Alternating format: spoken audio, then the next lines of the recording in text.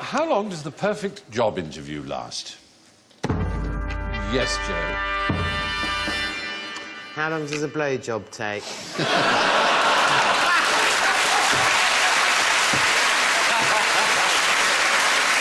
The extraordinary thing is, the answer is exactly what I got on my card. It's 12 seconds. You're absolutely right. Wow, very good. Yes, it does seem that 12 seconds is enough. And bizarrely, you don't even have to hear. You can see video of someone, and most people will agree, give him or her the job. After 12 seconds, the mind has been made up, it seems. There's something about the attitude, the confidence, or whatever it is, it's likely to come across in 12 seconds. And if it hasn't come across by then, it won't come across any more than that. So it would seem. Have you ever had to apply for a job? I've applied for loads of jobs. Yeah. Never got any of them. You're here, aren't you? Yeah, well, that's true. You got this one. I there. I slept with you, as that's you well right. know. One of the best 12 seconds of my life.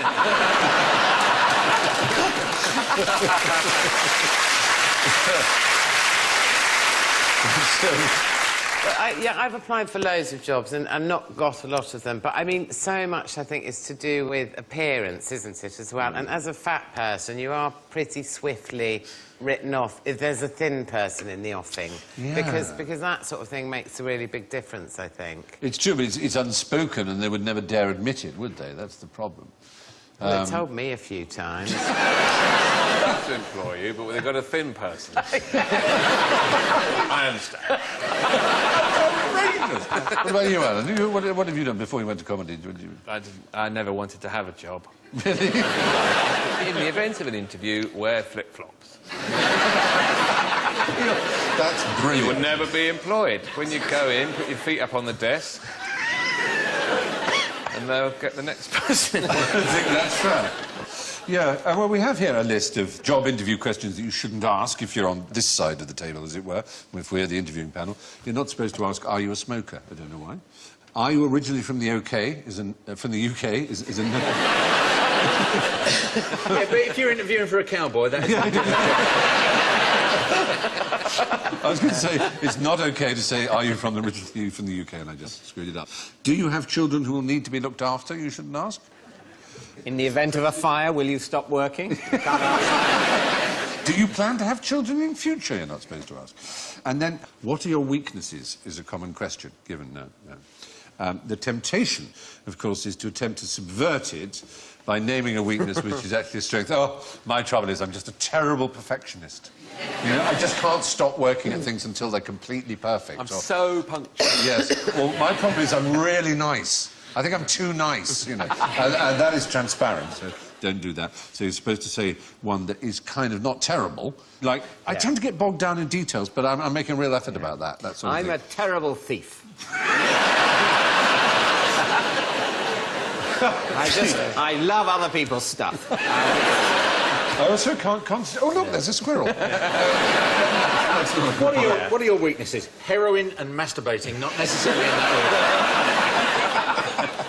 What are your strengths? No, here's another one. Don't say... Odour. I've got a powerful odour. It only gets stronger as the day goes on. You're still wearing your I don't want a bloody job hat, aren't you? These feet stink by 4 o'clock. Apparently, don't say I work well without supervision, which may seem good, but it sounds I resent management, is what you're saying. So say, I work equally well with or without supervision. I relish working in a team. Yes. Vomit word, isn't it? Don't say I'm confident, outgoing and natural leader. That sort of suggests I'm a reincarnation of Adolf Hitler. You better answer, I have good interpersonal skills. That's what it says here. If I met someone who said they had good interpersonal skills, I would take a rusty knife and I would just do that in their stomach until they bled to the death. sentence, I have good interpersonal skills, it's kind of proof that you don't Exactly. have it. You immediately annoy the person you're talking to. Howard saying, I'm comfortable taking instructions from idiots like you.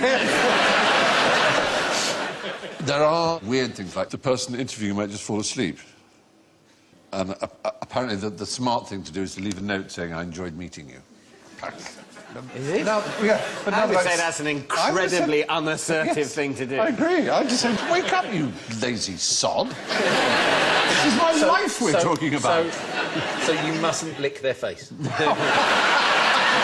No, that would be good, yeah. Well, imagine them waking up and you're there, just with your tongue on their nose.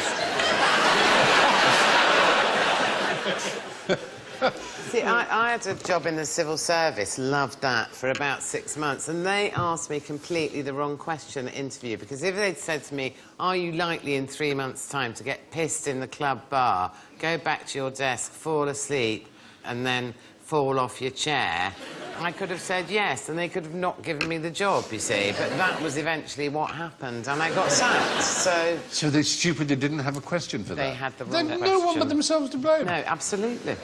Apparently they sometimes also ask questions like, you know, how many piano tuners are there in the UK? I think it's What? It's supposed to test your initiative or your wit or something, and you give an answer. I don't know. Will you be taking advantage of bringing your kestrel to work Thursday? That's all. The whole thing sounds horrible, the world of job interviews. I don't know. The thing that seems unfair to me is the number of people who are expected to pretend they care about jobs they don't care about. You should be allowed to say, look, I'm fulfilling my contract. You can't put in the contract, also you have to seem like you give a shit. I think that's expecting too much. Yeah. That's why I really like the fact that we live in a country with such poor customer service. I've got respect for that. You know? This is a horrible train, you're tearing tickets, of course you're in an awful mood. Now that you've put it like that, I shall feel better about it. You're right. Why have a cheesy grin on your face if you are working in an awful supermarket? Well, it's the sign either of a liar or a moron. Yeah. It's quite funny when people are rude in shops, isn't it? Yeah. It still takes you a bit by surprise. My wife went to a shop today. They wanted to buy an ironing basket. An ironing basket? I've never heard of such a thing. I have no idea we would find something like that. As far as I'm concerned, you've just put two words next to each other in a mad way.